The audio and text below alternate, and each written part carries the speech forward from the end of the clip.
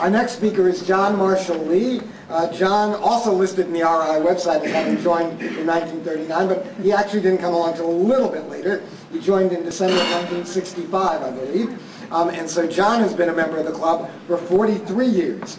He also served as a club president from 1971 to 1972, and John is still a tremendously active and vital member of this club, involved in many of our activities, and I'm pleased to invite John forward to talk about our growth years from 1965 to 1984. Thank you.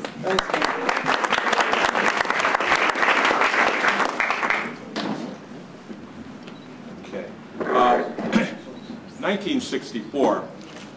Grabbing back one year on David, was a very serious year for me. In June 15th, I graduated from college. June 16th, I came to Fairfield. I signed a contract with a general agent to attempt to sell insurance, and joined on that same day, June 16th, a professional association. I became a resident of the area a year later and was invited to join Rotary, classification life insurance.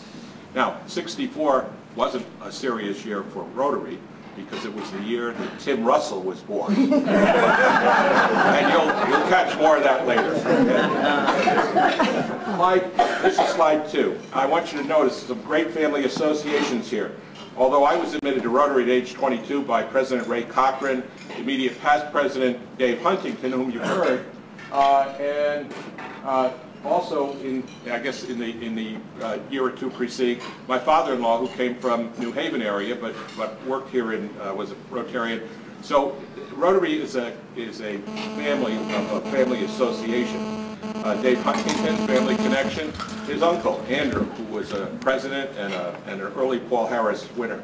Woody Pratt, Sherwood Pratt, son-in-law of Charles Kettner Jr., brother-in-law of Charlie Kettner III. And my friend and contemporary. And Bill Josko and son John Josko, both past presidents. Slide 3. Now I want you to look at this picture.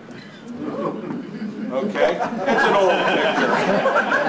Now, and keep your impressions and see if I don't get all of them here. The first thing I want you to notice is the new banner. It was awaiting our first Pettingill Club Awards. That happened in 79 to 82 activities, and it was received in 83. So keep your sharp eyes going on this one. B, note the all-male board for 71-72. From the left of the banner, it was Charlie Armstrong, who was secretary, Hank Clausen, who was treasurer, Jerry Sussman, who was president-elect, father-in-law of Howard Diamond. Now, again, there's still more information here. Note the glass on the building in the background. That was featured in the renovation of the Fairfield Inn after serious flooding, and it was our lunch home for this 20-year time. D, note the handsome guy to the right of the flag. That's District Governor Harold Greenbaum from Milford. Is there anything else in the picture? Finally, there I am. That was before I went into the witness protection program. No bow tie. And now I wear more conservative clothing, have adopted a beard, and learned to tie my own bow tie. Slide 4. Now, we all know the Rotary 4 avenues of service: club service, community service, vocational, and international. But I learned about the 5 F's. I've got the wrong track here, but the 5 F's. Fellowship was the first one. You see John Sullivan, who was not a Rotarian. That was his loss, but he liked our club. And that's Bernie Gilhooly to our right. And Bernie kept fellowship going in this club because before we had a lobster bake, we had an annual fall outing at Gilhooly's Grove on Barlow Road. And before that, Dave and Bill can remember, it was at Eichner's Grove. I never got to go to that, but I always heard about it. So our outings and fellowship were good. Slide 5. Food. That's another. And there's Bill Josko trying to get the lobster out at one of our parties. And past president and fourth Paul Harris fellow, and Bob and Phyllis Ewing. And it was probably at Penfield. Slide 6. In terms of fun, Jack Bean, who was a member for a long time, he loved cars. He shared his vintage pleasure with Rotary at parades and flea markets. Fundraising. This is somebody's old stuff. If we called it flea market, we called it an antique show, it didn't really matter. We changed the format, we changed a lot of things to maintain the popularity, but it was a chance for the whole club to participate, including family members of all ages. And some other fundraisers we had in this 20-year time period. Bill Josko donated his talent we had an auction, we had a Valentine's Day flower and chocolates, I guess in '85.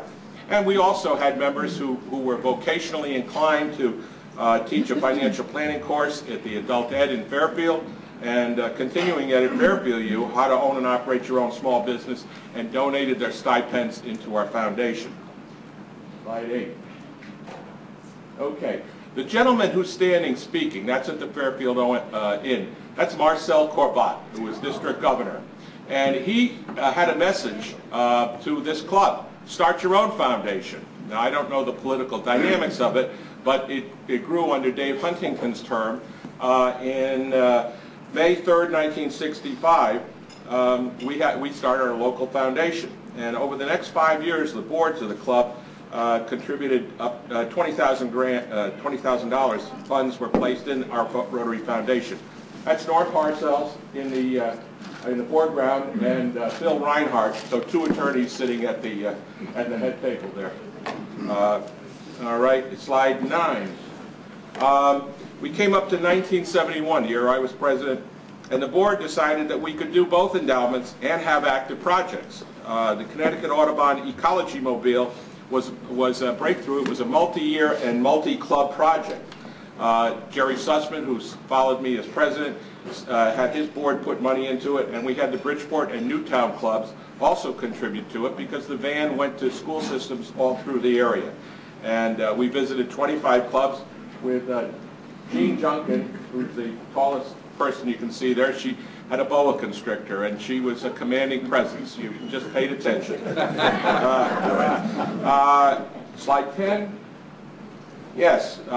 We've been good at giving funds to worthy projects, but another groundbreaking project outside town, this time in Bridgeport. It was a playground with Rotarians joining together to build for the South End Daycare Center from telephone poles, truck tires, and sand.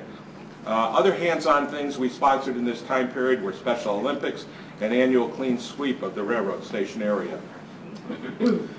We had community service projects, too numerous to mention, and this shot comes in the 80s or the 90s, but in the middle of it is one of our two longest commitments. It's the annual bell ringing for the Salvation Army, and the community really believes when we're out there ringing the bell that this is significant, and they're very appreciative to the Salvation Army for doing what they do.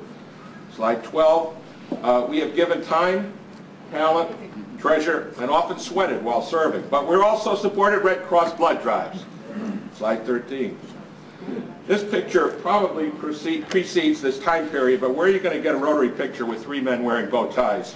Now, I think we can answer that today. I saw a couple people here with bow ties, so we can do that. But past public health director, our second man from the left is Dr. H. Patterson Harris, who was a great guy, served the community well, served our club well. He and his wife were donor of $50,000 bequest to our Fairfield Foundation for scholarships.